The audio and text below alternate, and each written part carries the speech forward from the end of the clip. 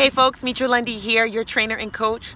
I'm outside today. It's a beautiful day out, and I am wanting to share with you where I am with the emancipation journey that I have decided to take on in honor of our mother, Harriet Tubman. I'm calling it a walk in her shoes, and I am so grateful to be able to pay homage to her in this way. Today's video is all about self-care though, so I want to spend a little bit of time talking about how I'm caring for myself leading up to the walk, but I also want to just shine a light on Mother Harriet and what I believe her self-care attention to be. So I think there is, and I know I've had it for a long time, this sort of assumption that slaves, including Harriet Tubman, were just strong, and they got out and they worked and they had no opinion about what it meant to take care of themselves. I think that part of slave life is not spoken about enough. And I read an article today talking about how Mother Harriet was a prized medicine woman, and she was a nurse in the U.S. Army. And I thought, of course, she cared about the self. Of course, she knew or understood something about taking care of the body and being healthy. And so, me teetering back and forth and feeling guilty about preparing for the walk by getting, special shoes and working out and such, I had to set that aside, because the fact is that this very strong woman was also, Mother Harriet, a very smart woman. And if we think about the journey that she took to North, you couldn't afford to be sick. You couldn't afford to be in pain. So of course you had to do everything that you could to be as healthy as possible. Now, I'm sure the techniques that I'm using are different than the ones that she employed, but still it was a centerpiece for being able to make the journey successful. And so I am now very excited to have this paradigm shift and feel good about what it means to take care of me leading up to the walk. That being said, I am leading my self-care not only with eating healthy and working out and hydrating, but particularly in sort of the physical attention to my body, my connective tissue system. Now, we don't hear so much about this, but I think it is very important and very relative, because the connective tissue systems are a matrix of systems throughout the body, and they are supporters and stabilizers of the entire body. So when the connective tissue systems are off, the entire body is off. So even if you've got really strong muscles, but your connective tissue systems are impaired, well, now you're just training muscles to be strong, but the connective tissue systems are not, and therefore the body is out of balance. So the connective tissue systems focus on balance. They focus on coordination. They focus on making sure that you don't have pain. And so, of course, I want this journey to be amazing. I don't want to have any imbalances or any pain. I want to be as coordinated as possible. So I am starting with that as a centerpiece. So, human body, four connective tissue, four connective tissues systems.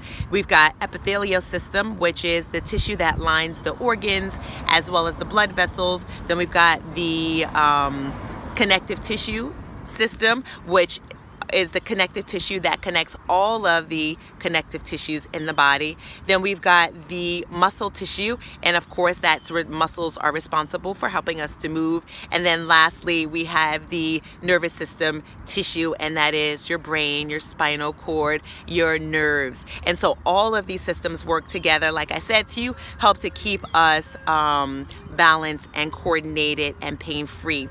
And I'm reading the book and using as a centerpiece the book called The Melt Method by Sue Heitzman.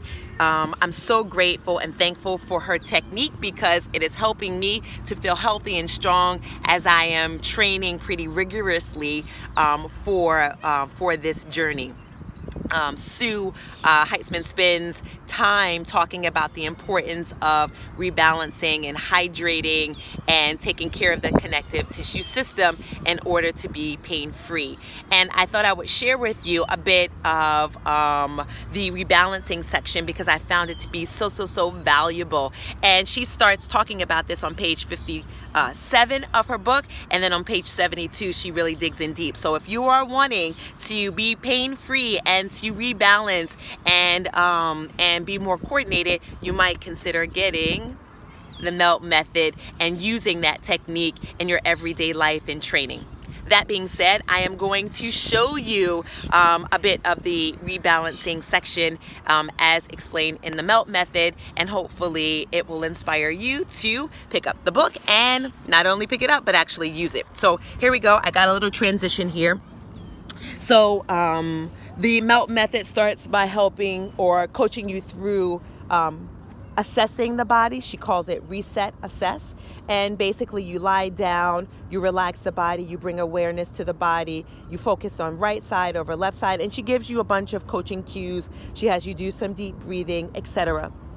Then she coaches us to grab our soft foam roller and to stimulate the spine, right? So she calls this gentle rocking. We roll back on the roller.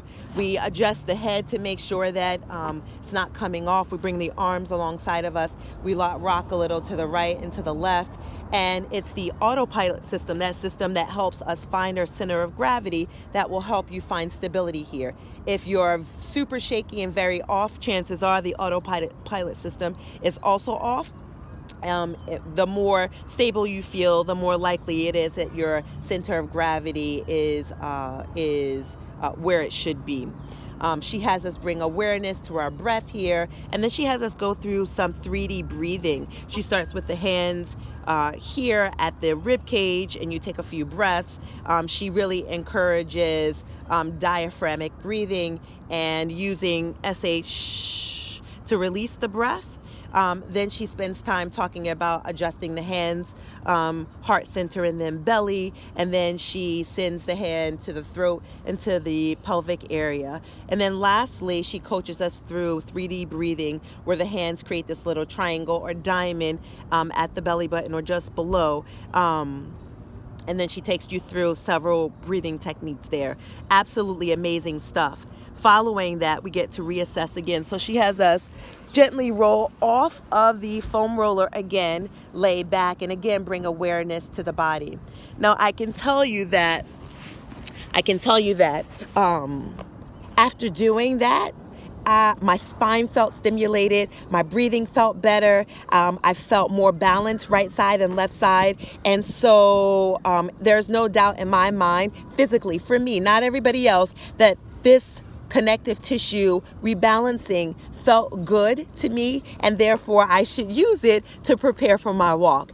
So I'm so excited. Takeaways for me for here at this point is that Mother Harriet was a smart woman, and that she cared about self-care. And we can see that by her work in being a medicine woman and being a nurse. And so in honor and respect of her and what she did, I am going to care for myself leading up to this walk, and of course after. So if I could encourage you to take greater care of yourself, I totally would. If I've inspired you in any way, definitely comment, post, share. If I missed anything, comment, post, share. Subscribe to this page so that you can follow me on this journey leading up to it and beyond. And I look forward to hearing from you all and making another video for you very soon. All right, chat with you later.